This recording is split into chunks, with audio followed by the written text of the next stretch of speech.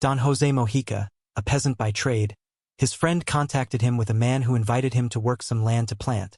But since it was virgin land, Don Jose, when he put his horse in and wanted to plow that land, found a box full of gold coins. Here the story is close from the city of Zitácuaro, Michoacán, lived Don Jose Mojica, a peasant of long lineage, who never had the opportunity to have his own land, but he did not lack work because he was one of the few who had plowed and worked the land.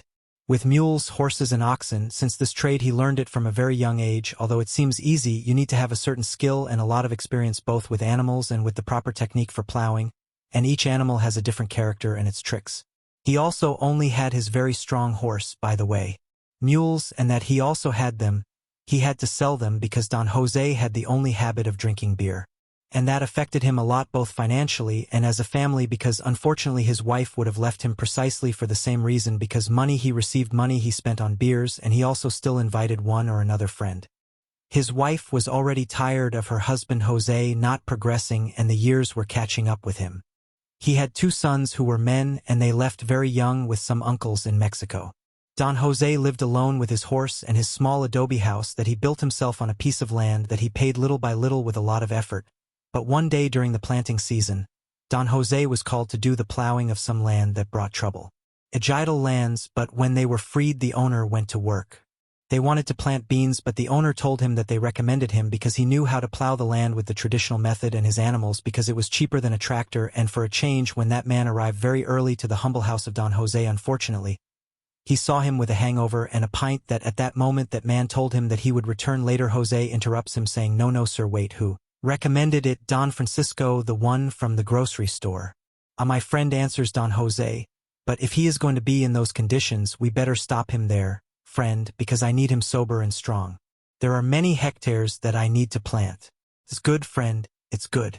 It will be the last time you see these conditions. How many hectares does Don Jose need? 25 hectares.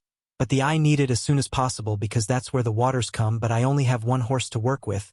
It doesn't matter, we get another one, we rent some oxen. The owner answers, it's not good, my hair is strong and we're the only one who can get rid of it. Are you sure? Don Jose, yes, I've only had it with him. Don Jose had made a commitment on himself. Although he knew that he and his horse were still very strong, time would be the greatest enemy. Don Jose begins his work with his horse.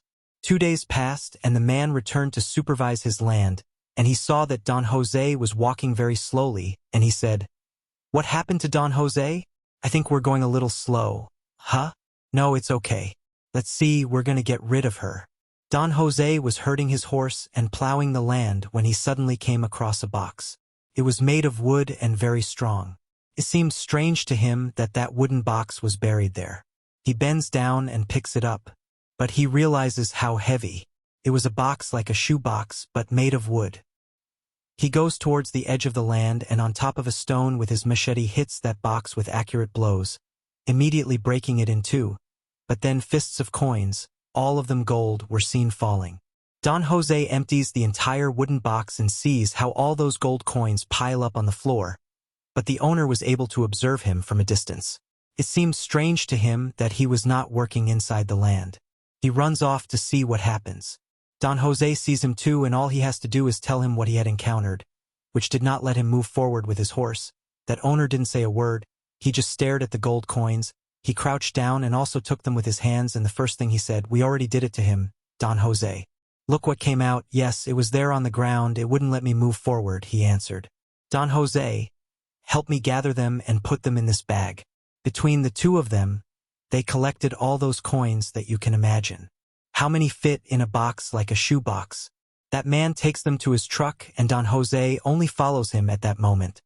Ojo de bueno cubero. He tells him, look, Jose, I'm going to share these gold coins with you. He took half of them and gave them to Don Jose, but of course it wasn't half, it was like a quarter of a half. But Don Jose just stayed silent and accepted what he said. That the owner should give him, well, it was his land and he told him, Jose, take those coins, make a new life, I'll finish here and I'll bring machines to finish soon. They didn't tell him twice, and Don Jose returned to his house, took his horse and headed off with his friend. The one from the bar, who was surprised, advised him to make good use of all that gold and not to be in his drunkenness. From that moment on, his compadre was aware of Don Jose, who, as time went by, got rid of his addiction and bought several small pieces of land around there, where they plant lemons and beans. This happened in 1982. I met Don Jose because he was my father's friend.